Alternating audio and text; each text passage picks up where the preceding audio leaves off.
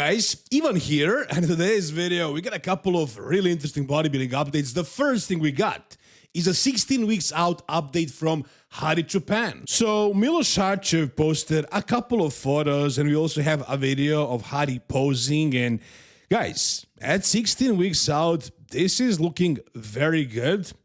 Now what I'm noticing here is that Hadi looks really big and full. And sometimes during his prep, at 16 weeks out, usually from what I remember, yeah, he's always super impressive, but at some point, like at this point, I would expect him to be a little bit flatter than this. I think right now he's fuller and bigger than usual. Why is this? Well, I'm assuming I did ask Milos for details on this prep. He didn't want to give them to me because he respects Hadi. He thinks Hadi wouldn't like for the details to be out.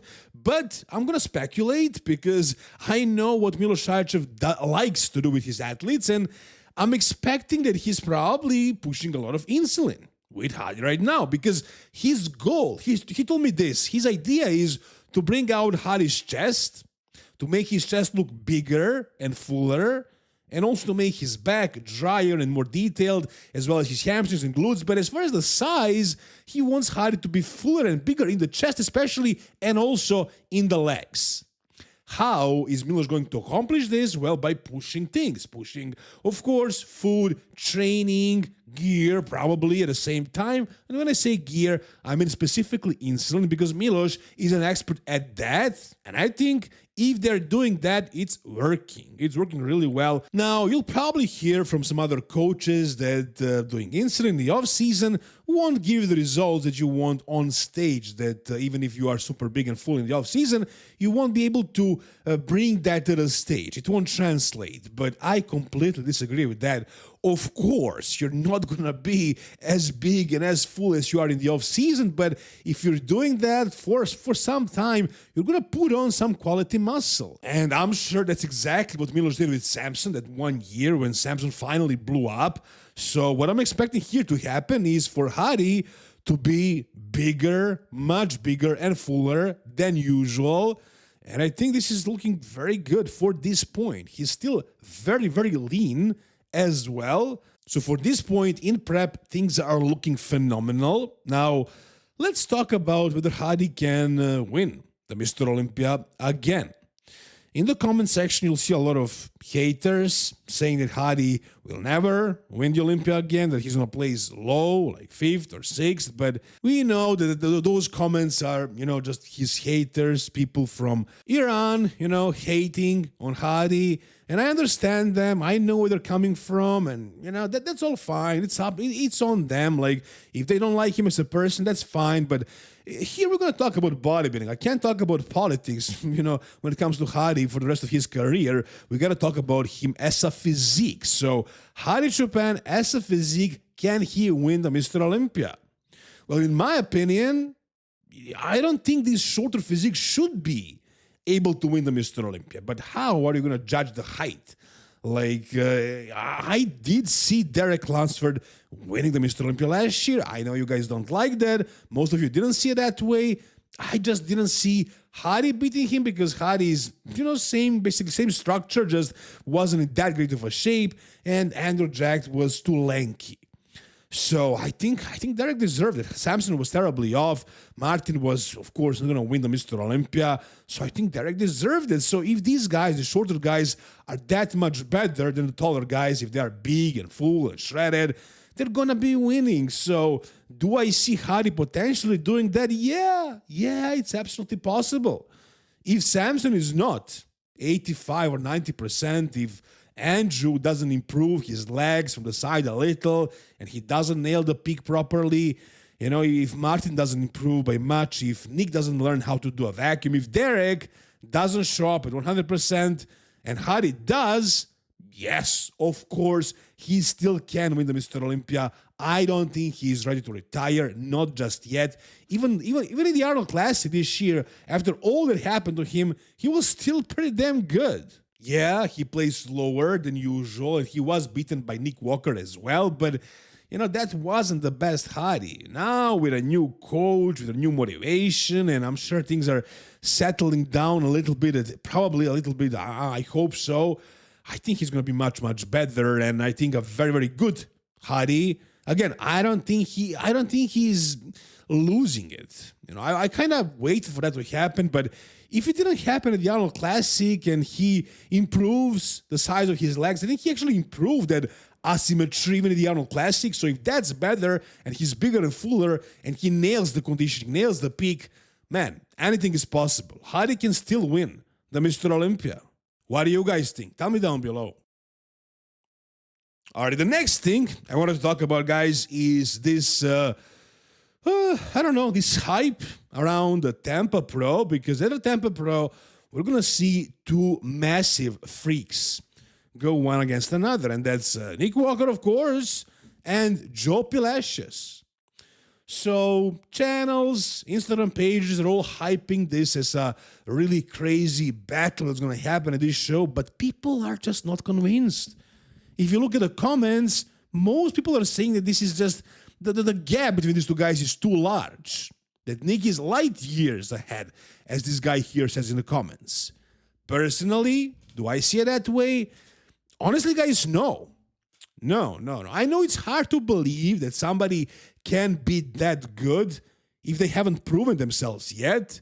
Joe never won a pro show. And Nick is a potential Mr. Olympia winner, and he looks amazing right now. He's in great shape, super big, super heavy, and when he is peeled and shredded, he looks so insane. However, Joe Pilacius, I don't know if you guys know what Joe is like, but he's a career bodybuilder just like Nick, and he is super, super committed.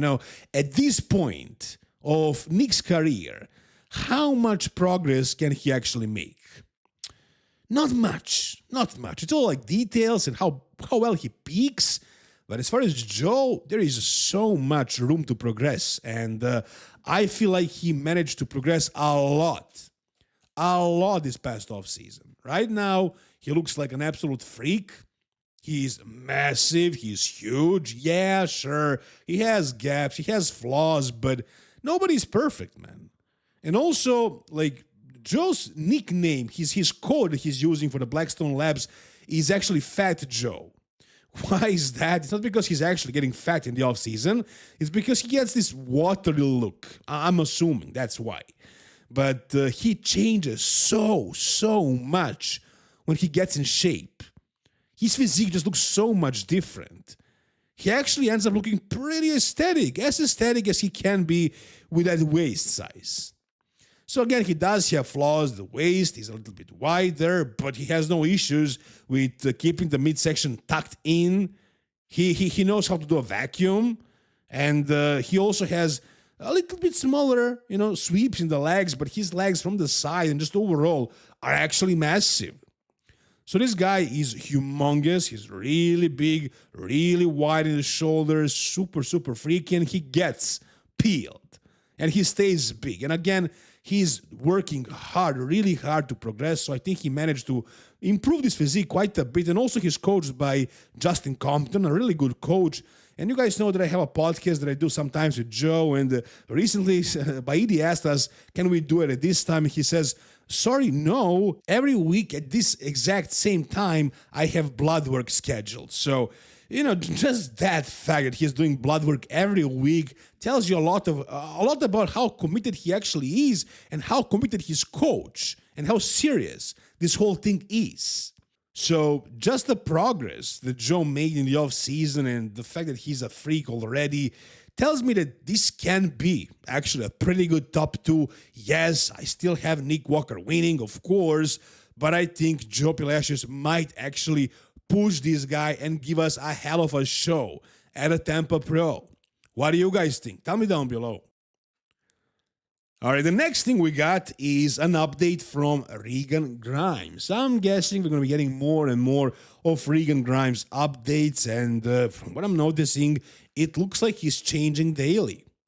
In this most recent physique update, he actually starts to look a little bit harder and fuller, and overall more impressive. Now, there is also a comment from his coach, Dom Super Sliced, who says, all the little details from the GI and hormone optimization and training. Now, I think Dom Super Sliced is a phenomenal coach. I love what he did with Nick Walker at 1 year, where he didn't get any credit, basically, but he improved Nick Walker in 2022 by quite a bit. So I think he's a great coach. He's basically a sciencey coach, not exactly my favorite type of a coach. If I was to pick a coach to prep me these days, I would rather go with somebody like Chris Aceto, somebody who is more of a dietitian, somebody who is really an expert at manipulating the macros and nailing the peak week. Chris Aceto says that bodybuilding is not a science and that it's an art. So if you have a GI issue, you don't go to Chris Aceto for him to fix that. You go to him if you want to nail the show, nail the conditioning, nail the look. Dom is, I think, more for fixing the problems. You have problems with your GI or hormones and stuff like that. So, and also he's bringing his athlete super peel for the shows as well. But I am not 100% convinced how good of a job will he be able to do that as far as the peak week and the conditioning overall for the show. So I'm waiting to see how this plays out. But for now, things are looking really good. I think he did something good with Regan because he does look very good at this point. He's big, he's heavy, and he looks in pretty good condition for this point in prep. So we'll see how this collaboration will play out. How good will Regan Grimes end up looking? Whatever you guys think, tell me down below in the comments. All right, and the last thing we got for today, guys, is just a little bit of something from Patrick Moore. So he posted his photo. He's talking about how he has God-given everything, genetics, abilities, and so on. Usual Patrick Moore. But what I found interesting here was a comment. So somebody asked him, actually says, this was a once-in-a-lifetime peak week, 100% peak week, perfection, but you have some more mass now. And he says, we'll get it back again, my man, but better without the diuretics. Really give my muscles the pop it normally has. So it seems like Patrick Moore is not taking any diuretics, and you guys know that the issue that he has is usually being in shape. So based on this, I can only assume that that's the reason why he's rarely ever in condition. And for people who don't know how to use diuretics, yes, you can mess up your physique, you can lose a lot of fullness doing that, but if you know what you're doing, if you're combining everything perfectly with diuretics, you're not going to lose a damn thing. You're not going to lose any fullness, any pop. So, I don't expect Patrick to hire me, but I'm just telling you guys, if I had this guy for just a peak week or ideally 2 weeks, ideally a whole prep, but 2 weeks would be enough to bring probably his best package, best conditioning, best look ever that he ever brought. But again, I don't think he's going to do that, but I do think that's probably the mistake he's making. He doesn't know how to use and manipulate diuretics into his advantage. I was talking about this before, about other bodybuilders. A lot of you didn't believe me, but you can look at what I did with Derek, so I think I know what I'm talking about. And here, I think this can definitely be changed. I'm sure Patrick can bring a better look, better peak, but yeah, it seems like he's not really quite doing that yet. He can be potentially a top 10 Mr. Olympia again at one point, but I don't know how committed he is, how hardworking he actually is, and if he knows exactly what he's doing, whether he has a coach or no, I don't know, but that's the way I see it, guys. That's gonna do it for today's video, guys. If you enjoyed it, give it a thumbs up, subscribe to the channel for more content like this. See you soon, guys. All the best, and bye-bye.